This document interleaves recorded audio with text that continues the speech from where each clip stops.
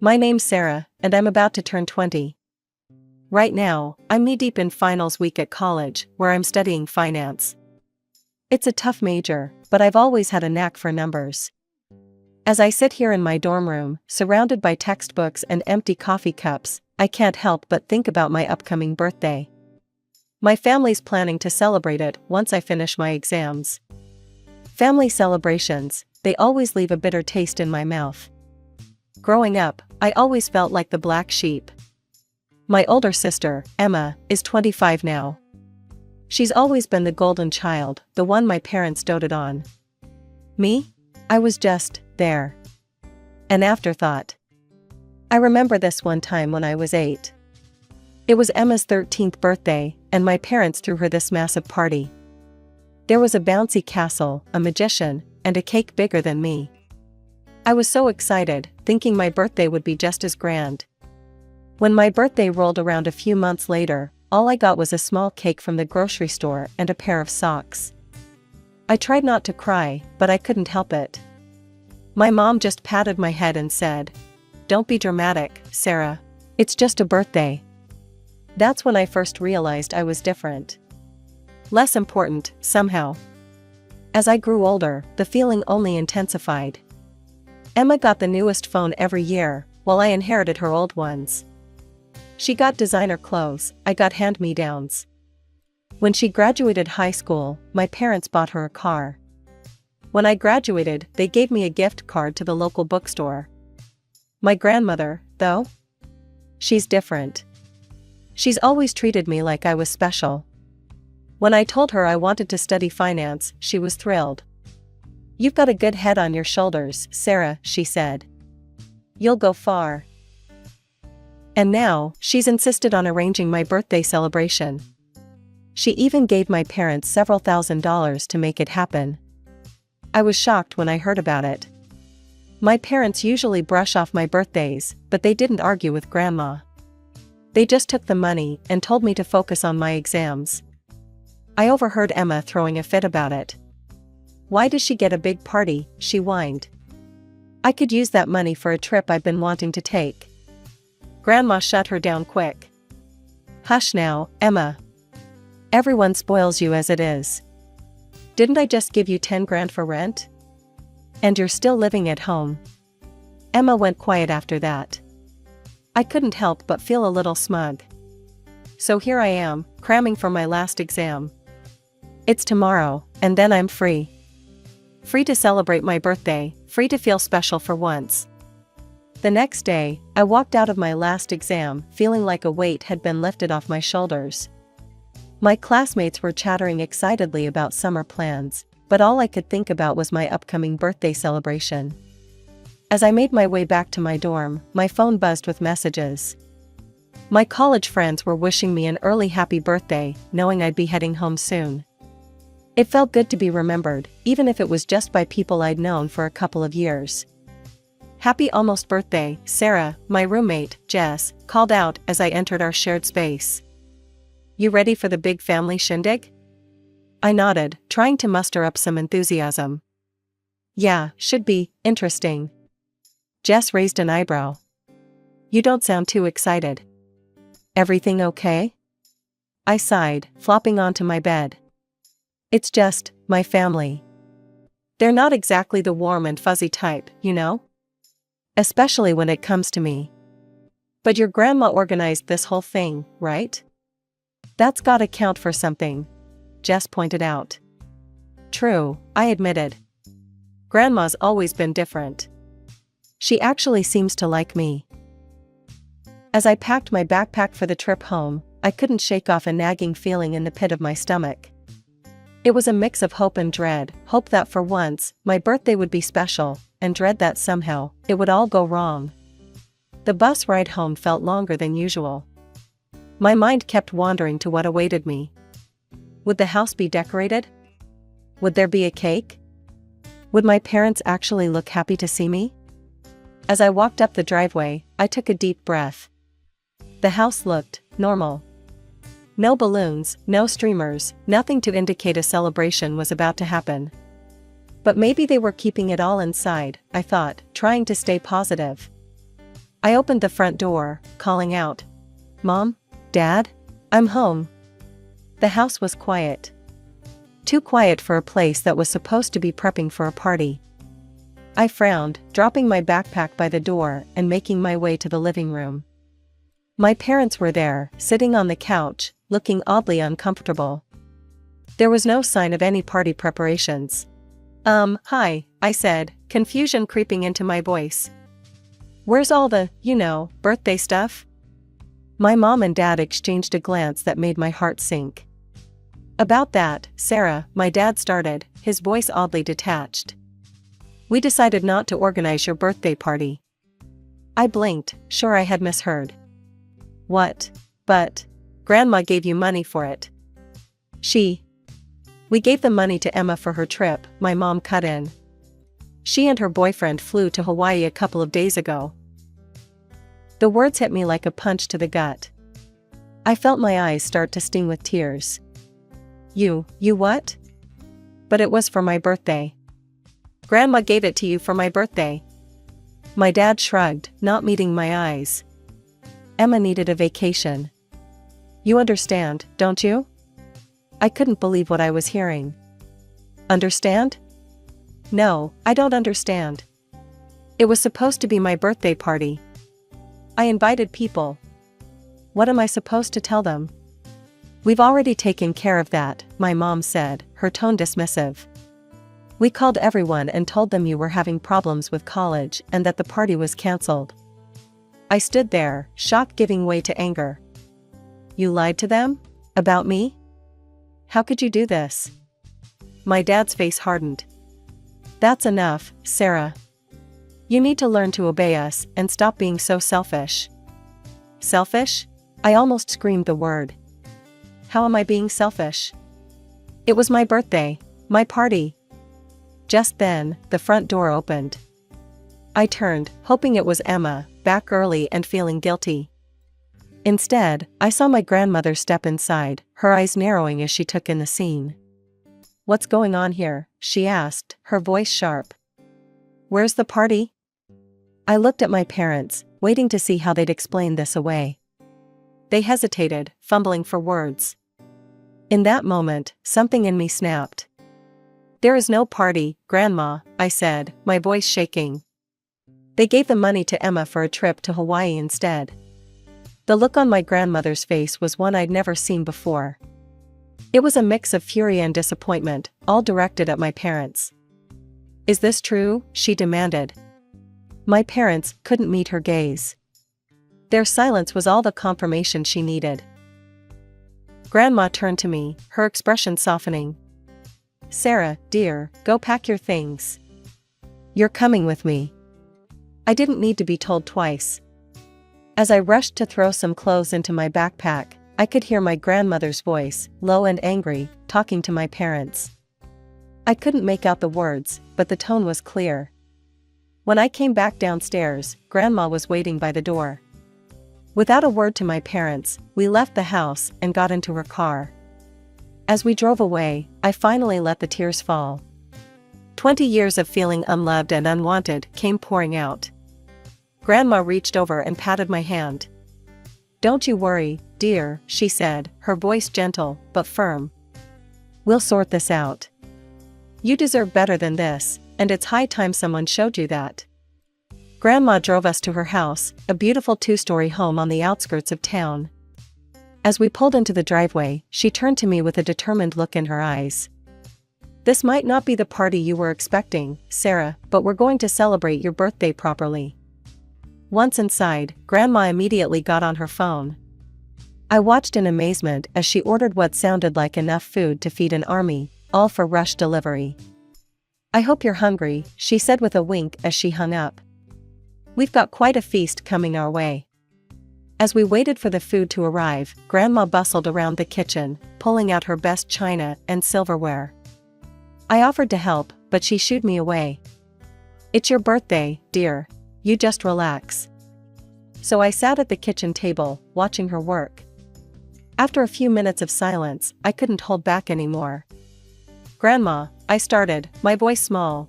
Why don't they love me?" She paused in her preparations, turning to face me with a sad look in her eyes. For a moment, she seemed to be wrestling with something internally. Then she sighed and sat down across from me. "Oh, Sarah," she said, reaching out to take my hand. "I suppose it's time you knew the truth." My heart started racing. The truth about what? Grandma took a deep breath. "Your parents, they didn't want you to be born." The words hit me like a physical blow. I felt the air leave my lungs as if I'd been punched. "What?" "They thought Emma was enough," Grandma continued, her voice gentle but firm.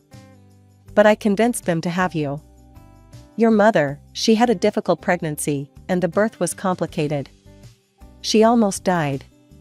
I felt tears welling up in my eyes again. So it's my fault?" "No," Grandma said forcefully. "No, Sarah, it's not your fault at all. These things happen sometimes. But your mother, she tried to avoid you after that. And your father and Emma followed her lead." I sat there, stunned. All these years, I'd known something was off, but I'd never imagined this. Just then, the doorbell rang. Our food had arrived. As Grandma went to get it, I sat there, trying to process everything I'd just learned. The next few hours passed in a blur. Grandma and I ate our way through a ridiculous amount of food. She regaled me with stories from her youth, making me laugh, despite the heaviness in my heart. As the night wore on, I found myself relaxing, truly enjoying my birthday for the first time in years. As we were finishing up the last of the cake, Grandma's phone rang. She glanced at it, then back at me with a mischievous glint in her eye. "It's your sister," she said. "Shall we see what she has to say?" I nodded, curiosity getting the better of me. Grandma put the phone on speaker. "Hello?" Emma's voice came through, sounding panicked. "Grandma? Why is my card blocked? What's going on?" Grandma's voice was cool when she replied. "Hello, Emma. I see you've discovered there are consequences for your actions." "What? What actions? What are you talking about?" Emma's voice was rising in pitch. "Your behavior, and that of your parents, has been absolutely shameful," Grandma said firmly. "Taking money meant for your sister's birthday for your own selfish desires? I'm deeply disappointed in you." There was a pause, then Emma's voice came back, angry now. "Oh, come on. Mom and Dad did the right thing giving me that money. Sarah doesn't need some big party. You're just a crazy old woman who—" "That's quite enough," Grandma cut her off, her voice like steel. "I've heard all I need to hear." And with that, she hung up. I stared at her, wide-eyed. "Grandma, did you really block her card?" She nodded, a satisfied smile on her face. "I did. And your parents' account too. It's time they learned to stand on their own 2 feet." As if on cue, the phone started ringing again. This time, it was my parents. Grandma ignored it, turning back to me. "Now then," she said, as if we hadn't just dropped a bombshell on my family's finances. "How about we plan out the rest of your birthday week?" The days I spent with Grandma were like a dream, a stark contrast to the nightmare that had been my birthday. For once, I felt truly loved and appreciated. We went shopping, visited museums, and just enjoyed each other's company. But all good things must come to an end, and soon it was time for me to return to my dorm and focus on my summer classes. As I unpacked my bags in my small dorm room, my phone buzzed. I glanced at it, seeing a flood of notifications, missed calls, and messages from my parents and Emma. With a sigh, I sat on my bed and started scrolling through them. The first one was from my mom. "Sarah, you need to talk to your grandmother right now. This is unacceptable." Then my dad. "We're your parents. You owe us your loyalty. Make her unblock our accounts." Emma's messages were even worse. "You little brat. Is this what you wanted? To ruin everything for us? We're stuck in Hawaii because of you. Fix this now." I felt my hands shaking as I read through them all. The audacity they had to demand my help after what they'd done was mind-boggling. I took a deep breath and typed out a response. This is between you and Grandma. I won't get involved. Please don't contact me about this again. I hit send and then blocked their numbers, but the peace didn't last long. They started calling from different numbers, leaving voicemails filled with demands and insults. During one particularly nasty call that I mistakenly answered, my mother's words cut deep. "You ungrateful little trash," she spat. "I should have never given birth to you. I should have had an abortion instead." That was the last straw.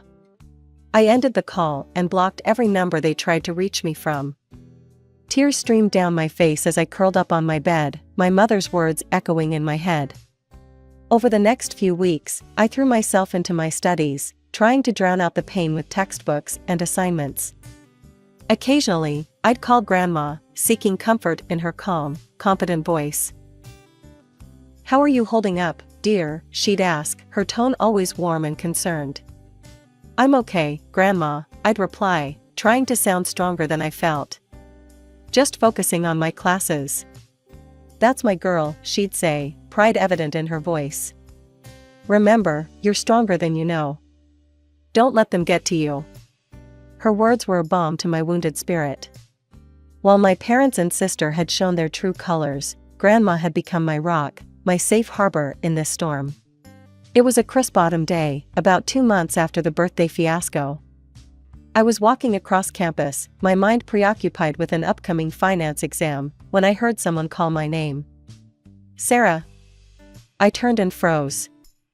There, jogging towards me with a $1,000,000 smile, was Jake, my sister Emma's boyfriend. The same Jake who was with her in Hawaii. He was as handsome as ever, and I couldn't help but notice the envious glances from other girls as he approached. Before I could react, he swept me into a hug. I stood there, stiff and confused, as he pulled away, still grinning. "Jake, what are you doing here?" I managed to ask, acutely aware of the stares we were attracting. "I was hoping to run into you," he said, his voice smooth as silk. "Can we talk?" "There's a cafe just off campus." Every instinct told me to say no, but curiosity got the better of me. "Okay, but I can't stay long." As we settled into a quiet corner of the cafe, Jake leaned forward, his expression suddenly serious. "Sarah, I need to tell you something important." I braced myself, expecting news about my family. What he said next, however, caught me completely off guard. "I want to date you," he blurted out, reaching across the table to take my hand. "I'm going to leave Emma. For you." I stared at him, mouth agape. "What? Jake, what are you talking about? You're with my sister." He shook his head, his eyes never leaving mine. "I've been in love with you for a long time, Sarah. I was only dating Emma to be close to you. I know it sounds crazy, but it's true." As he spoke, my mind raced. This didn't make any sense. Jake had never shown any interest in me before. In fact, he'd always seemed to barely notice my existence when he was around Emma. Something fishy was definitely going on here. I decided to play along, to see where this would lead. Forcing a shy smile, I said, "Wow, Jake. That's really sweet. I had no idea you felt that way." His face lit up, clearly encouraged by my response. "Really? So, what do you think? Would you give us a chance?" I pretended to consider it, then said, "This is a lot to take in. Can I have some time to think about it? Maybe we could meet again in a week." "Of course," Jake agreed eagerly. "Take all the time you need. I'll wait for you, Sarah." After he left, I remained at the cafe, sipping my coffee and turning the bizarre encounter over in my mind. I couldn't shake the feeling that this sudden declaration of love was connected to my grandmother's decision to cut off my family financially. But how? And what did Jake hope to gain? I had barely stepped out of the cafe, my head still spinning from Jake's bizarre declaration, when my phone rang. My sister's name flashed on the screen. With a deep sigh, I answered. "You backstabbing little trash." Emma's voice screeched through the speaker. How could you do this to me?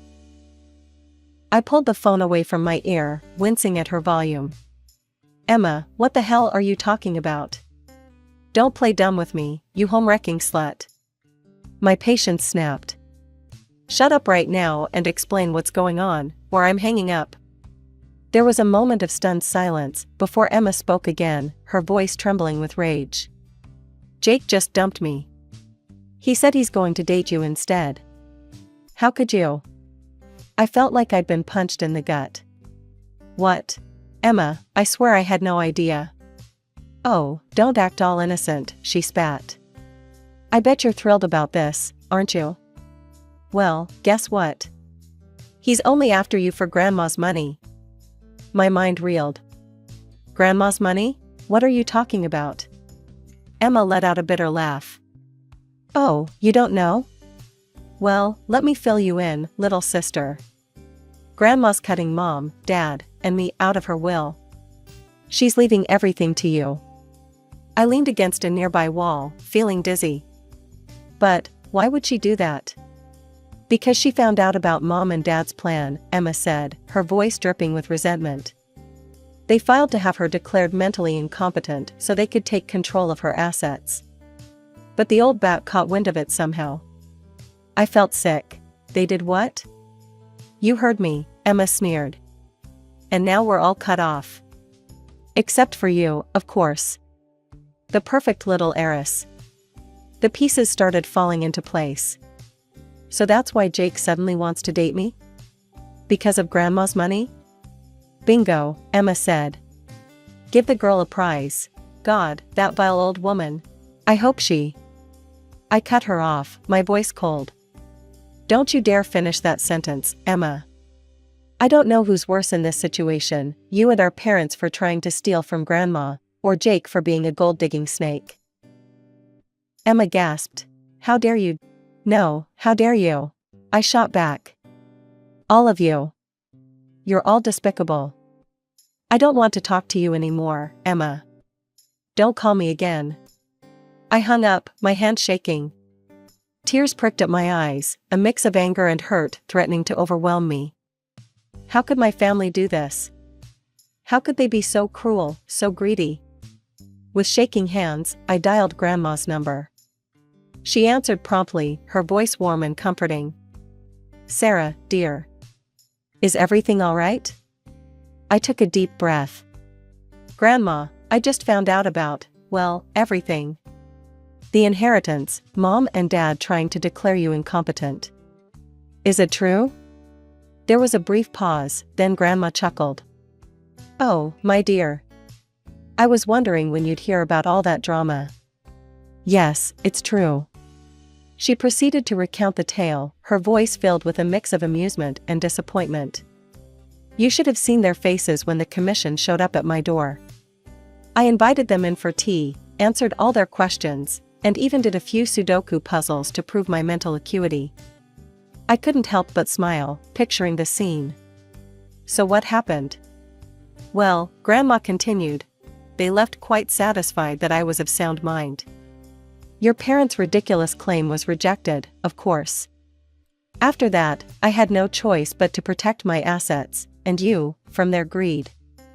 I've left them the house, but the rest, well, that's all going to you, my dear. I felt overwhelmed. Grandma, I don't know what to say. You don't have to say anything, Sarah. Just promise me you'll use it wisely. I want you to take over the company one day, to build on what I've created. I promise, Grandma. I won't let you down. After that conversation, I threw myself into my studies with renewed vigor. My family, if I could even call them that anymore, became strangers to me. I blocked their numbers, ignored their attempts to reach out. They had shown their true colors, and I wanted nothing to do with them. A week after my conversation with Jake, true to his word, he showed up again. His confident smile faltered when he saw the cold look in my eyes. Sarah, he began, reaching for my hand. I pulled away. Save it, Jake, I spat. I know all about your little scheme. You and my sister deserve each other, you're both vile and mercenary. His facade crumbled instantly. "You're making a big mistake," he sneered. "You're a fool to refuse a guy like me." I couldn't help but laugh. "A guy like you? You mean a gold digger with no moral compass?" "No, thanks. I think I'll pass." As he stormed off, I felt a weight lift from my shoulders. I was free from the manipulation, the lies, the constant feeling of inadequacy that had plagued me for so long. Over the next few months, Grandma took me under her wing, teaching me the ins and outs of running a successful company. We spent weekends poring over financial reports, discussing business strategies, and planning for the future. "You have a good head for business, Sarah," she'd often say, beaming with pride. "You're going to do great things." For the first time in my life, I felt truly valued, truly loved.